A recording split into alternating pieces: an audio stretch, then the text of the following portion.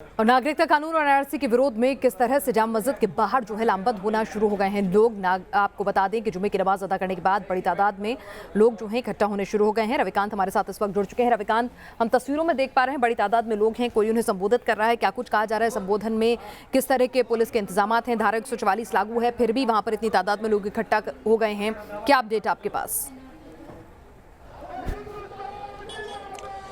पिनाज, इस वक्त मैं जामा मस्जिद के गेट नंबर 1 के पास मौजूद हूं। आप तस्वीरों में देख सकते हैं कि यहां पर जो लोग हैं वो इकट्ठा हुए हैं। हालांकि यहां पर अभी तक जो प्रोटेस्ट है वो पूरी तरीके से पीसफुल तरीके से हो रहा है, शांतिपूर्ण तरीके से, हाथों में तिरंगा है। लेकिन बीच बीच में जो सिटीजन अमेंडमेंट एक्ट है उसको लेकर विरोध कर रहे हैं और जो सरकार के खिलाफ नारे लगाए जाते हैं वो नारे लगाए जा रहे हैं। दिल्ली पुलिस को जानकारी है कि यहाँ से जो लोग हैं वो प्रोटेस्ट करते हुए आगे बढ़ेंगे और वो दिल्ली गेट तक जाने का उनका इरादा है। इसलिए यहाँ से 100 मीटर की दूरी पर पिनाज बैरिकेडिंग की गई है और पुलिस का ये चौकी भी है यहीं पर मौजूद है और ऊपर से पुलिस जो है यहाँ पर नज़र बनाए हुए है।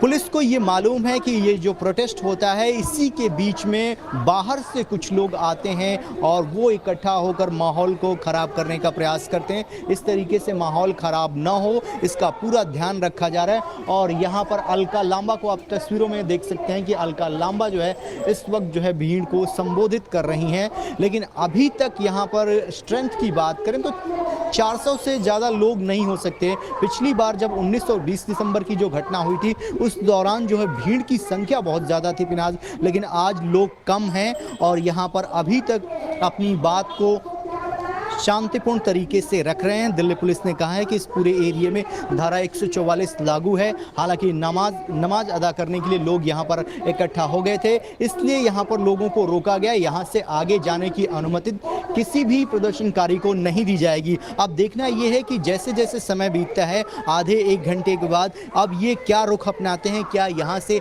आगे बढ़ने का ये लोग प्रयास करते हैं या यहीं पर पीसफुल तरीके से अपना प्रोटेस्ट समाप्त करते हैं, ये इसी पर निर्भर करेगा। क्योंकि पुलिस ने आगे बैरिकेडिंग कर रखी है और यहां से आगे जाने की अनुमति किसी भी प्रदर्शनकारी को नहीं दी जा रही है। पुलिस ने पिछली घटनाओं से सीख लेते हुए, सबक लेते हुए इस बार चाक चौबंद इंतजाम किए हैं, क्योंकि पिछली बार देश की राजधानी में जो कुछ हुआ उसको लेकर दिल्ली पुलिस की काफी किरकिरी हुई थी कि क्या उनका कोई इंटेलिजेंस इनपुट नहीं था, लोकल इंटेलिजेंस नहीं था, इनपुट एक फेलियर माना जा रहा था। तो अब की बार सबक ले लिया है।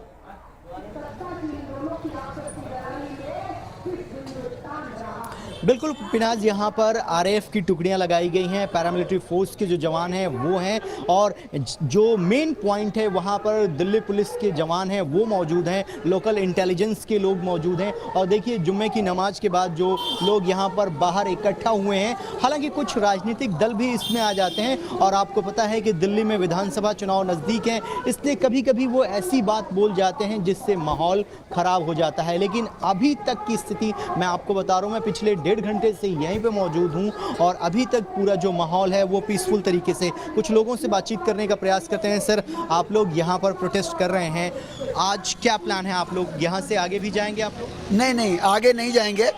हमारे सिर्फ जनता से यही अपील है कि अगर आपको धरना प्रदर्शन करना भी है तो आप गांधी जी के रास्ते की तरह आप धरना प्रदर्शन करिए।